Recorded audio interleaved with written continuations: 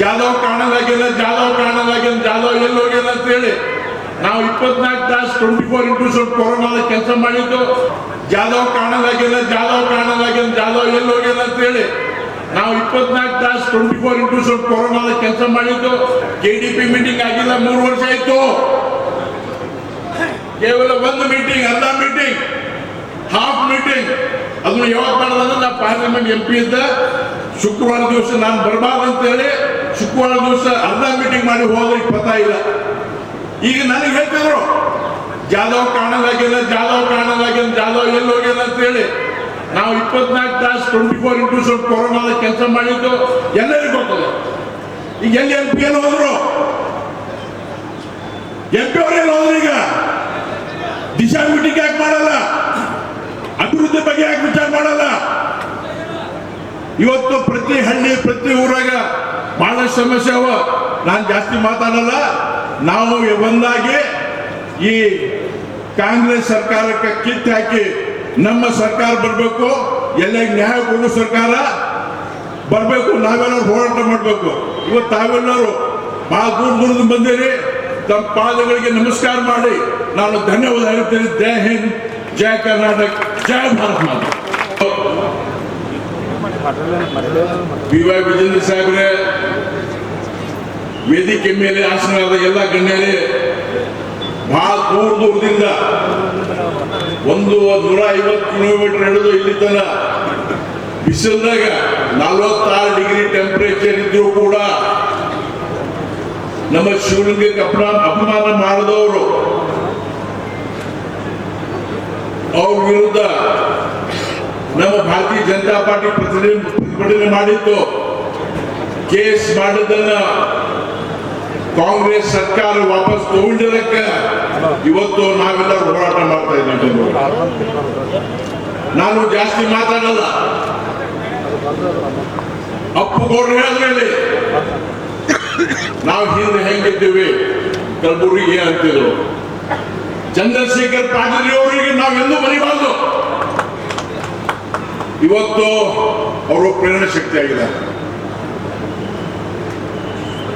ನಾನು ನಮ್ಮ ಮೋದಿಜಿಯವರ ಸ್ಲೋಗನ್ ಸಬ್ಕಾ ಸಾಥ್, ಸಬ್ಕಾ ವಿಶ್ವಾಸ್, ಸಬ್ಕಾ ವಿಕಾಸ್ और सबका प्रयास. ಇಲ್ಲಿ ಕಾಂಗ್ರೆಸ್ ಸರ್ಕಾರದವರು, ನಾನು ವಿಜೇಂದ್ರ ಅವರಿಗೆ ನಾನು ನೆನಪು ಮಾಡ್ತೀನಿ, ಹೇಳ್ತೀನಿ. ನಾನು 2018ನೇ ಇಸ್ವಿ ನಾನು ಕಾಂಗ್ರೆಸ್ ಪಾರ್ಟಿಯಲ್ಲಿ MLA ಇದ್ದೆ. ಹೋಮ್ ಮಿನಿಸ್ಟರ್ ಒಬ್ಬರು, ಈಗಲೂ ಮಿನಿಸ್ಟರ್ ಅವರು, ಸಿಂದಗಿ ಹತ್ರ ಒಂದು ತಾಂಡಾದವರು ಪೊಲೀಸ್ ಕೇಸ್ ಕಂಪ್ಲೇಂಟ್ ಮಾಡ್ಲಿಕ್ಕೆ ಹೋಗಿದ್ರು.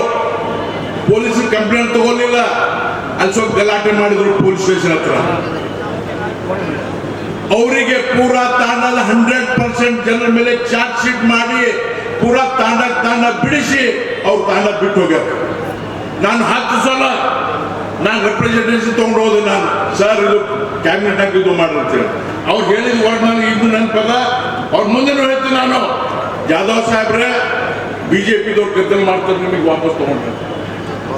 2018ನೇ ಇಸ್ವಿ ನಾನು ನಿಮ್ಮ ಕೇಸ್ ತಗೊಂಡು ವಾಪಸ್ ತಗೊಂಡ್ರೆ BJP ಅವ್ರು ಗಲಾಟೆ ಮಾಡ್ತಾರೆ ಅಂತ ನನಗೆ ಹೇಳಿದ್ರು. ಅದಕ್ಕೆ ಬಂಧುಗಳು, ಇವತ್ತು ಸಣ್ಣ ಹಳ್ಳಿ ಊರ ಕೂಡ ನ್ಯಾಯ ಪಂಚಾಯತಿ ಮಾಡ್ತಾರ.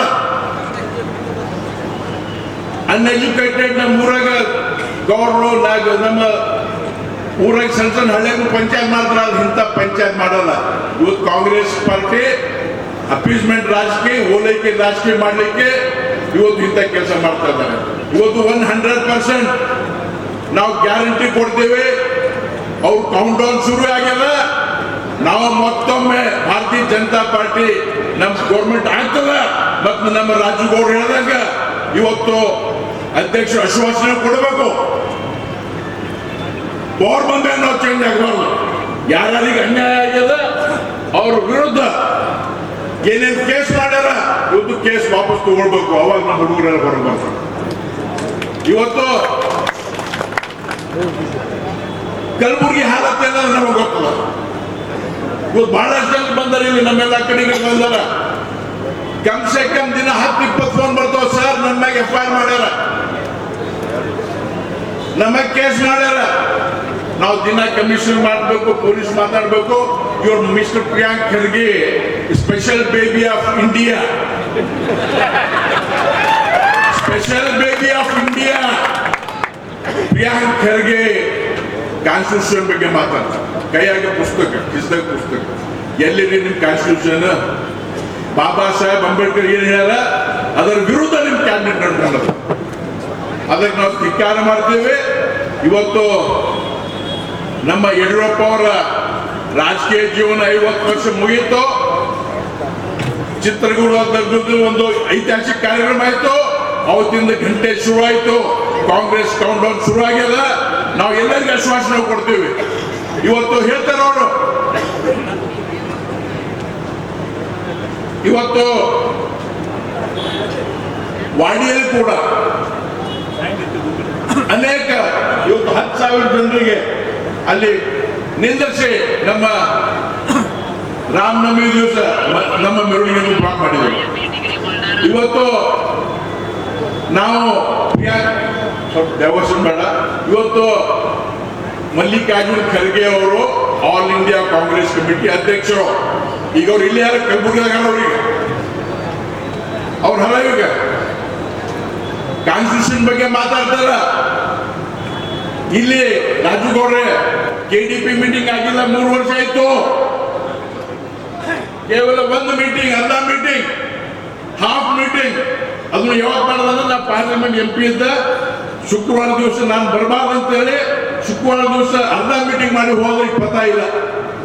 ಈಗ ನನಗೆ ಹೇಳ್ತಿದ್ರು ಜಾಧವ್ ಕಾಣಲಾಗಿಲ್ಲ, ಜಾಧವ್ ಕಾಣಲಾಗಿಲ್ಲ, ಜಾಧವ್ ಎಲ್ಲಿ ಹೋಗಿಲ್ಲ ಅಂತ ಹೇಳಿ.